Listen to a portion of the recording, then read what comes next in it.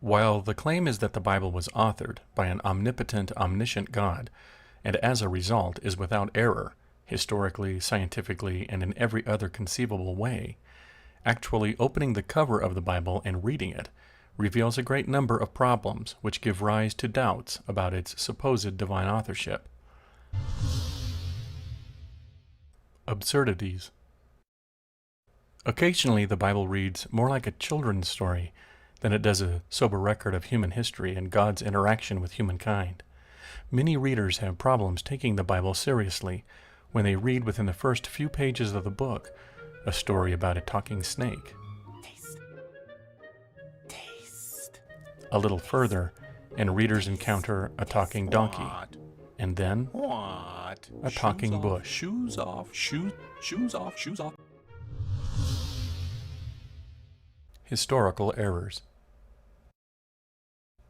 The biblical story of the Hebrew escape from Egyptian bondage is fraught with numerous historical errors and absurdities, not the least of which is the number of people leaving under Moses' leadership.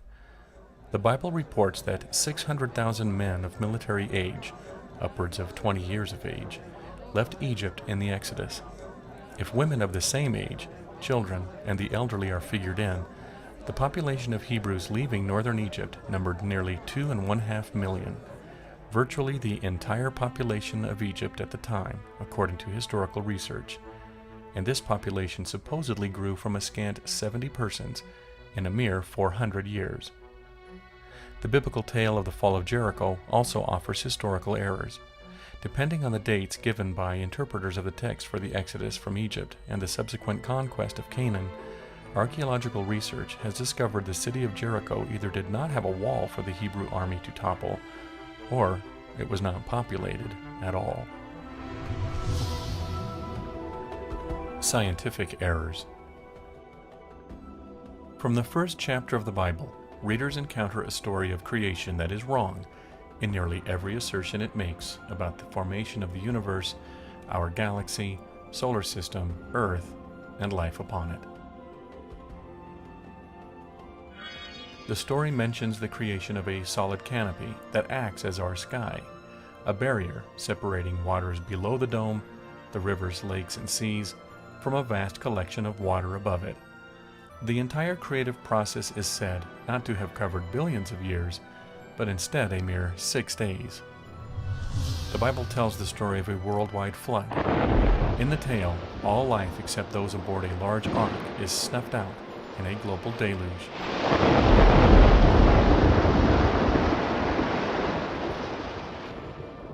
And yet, no evidence exists in the geological record to support such a fantastic story. Failed prophecies and questionable ethics. Readers of the biblical text also encounter failed prophecies.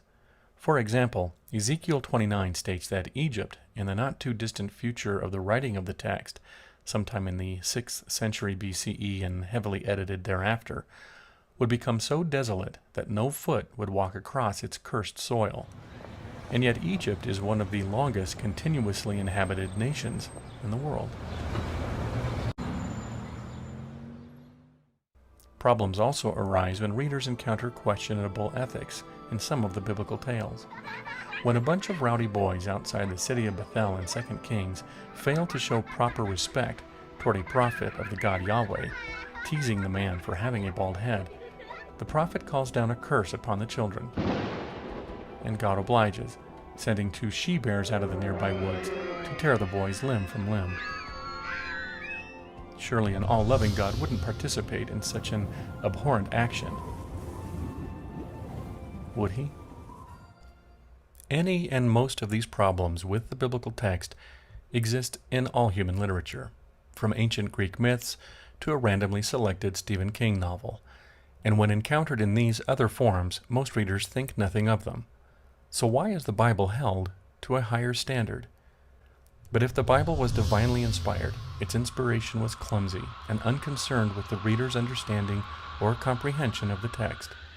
Faced with the reality of contradictions, absurdities, historical and scientific errors, failed prophecies, and questionable ethics found in the biblical text, How do advocates of perfect divine inspiration maintain belief in the Bible as a holy book? They do so by employing apologetics, and the ones who engage in apologetics are known as apologists. Given the sheer number of problems with the biblical text, the apologists certainly have their work cut out for them, but they've had centuries to refine their craft and design arguments to answer the skeptics.